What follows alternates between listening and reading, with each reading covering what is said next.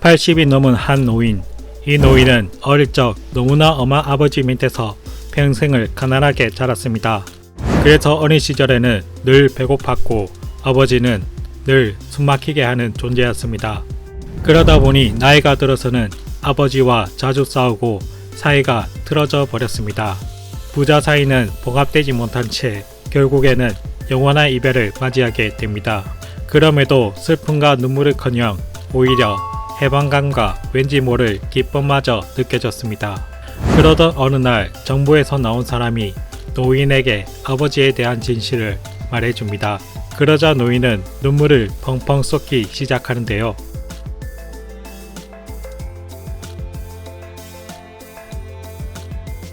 (1945년) 유럽 전선에서 히틀러가 패망하자 미국은 마지막 전선인 일본에 집중하기 시작합니다.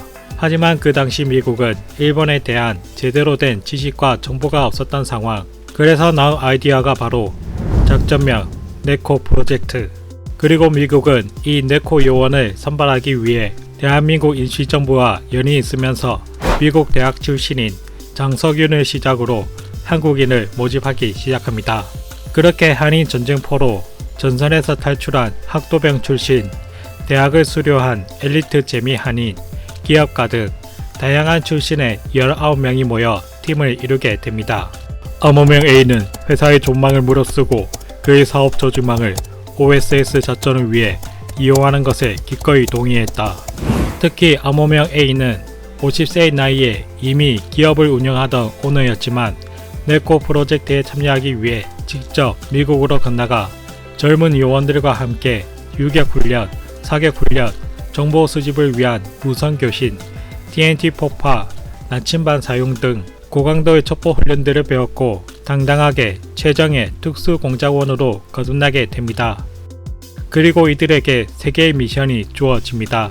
첫 번째 아이넥 미션, 조선 총독부가 있는 서울로 침투, 경제 상황과 일본군 부대의 주둔 위치 파악. 두 번째 차로 미션, 반일 감정이 높은 평양으로 침투. 세 번째 무로 미션, 황해도 인근의 외딴 섬 한 곳을 탈취, 작전 기지로 활용. 그리고 작전 실행일 1945년 8월 18일만을 기다리던 요원들은 갑작스러운 통보를 받게 됩니다. 8월 6일과 9일에 각각 히로시마와 나가사키에 원폭이 떨어졌고 원폭의 위력을 본 일본이 8월 15일에 항복을 하면서 작전을 수행할 필요가 없어졌기 때문에 해산 명령이 떨어진 것입니다. 네코 요원들은 그동안 미군을 일본을 상대로 같이 싸운 전우라 생각했는데 포로를 전쟁에 활용하는 것은 제네바 협정을 위반하는 것이라 급히 임무로 차출했던 포로 주시 요원들을 다시 포로 수용소로 보내지고 일본군 학도병으로 강제징용되어서 탈출했었던 요원들도 포로 수용소에 수감되면서 큰 실망과 모멸감을 느꼈다고 합니다. 미국도 이런 과정을 잘 알았기 때문에 네코 프로젝트를 1급 기밀로 분류하고 30년 동안 이를 숨겨옵니다.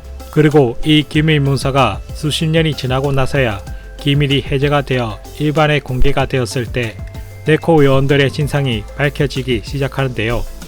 그리고 자신의 회사까지 네코 프로젝트에 활용한 50세의 남자의 정체가 유한양행의 창업자 유일한 박사로 드러납니다.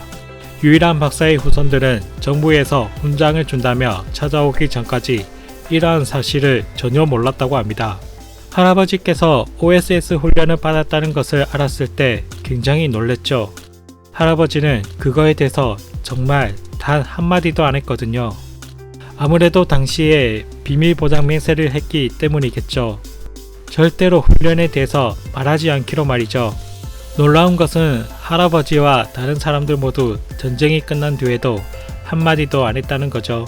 많은 재미 한인 독립운동가 후손들은 대부분 아버지를 원망하며 가난한 유년기를 보냈다고 합니다. 그래서 나중에 자식들이 다 성장하게 되고 재미 독립운동가들이 한국 정부로부터 포상을 받고 난 다음에야 비로소 돌아가신 과거의 아버지와 화해를 하게 된다고 합니다.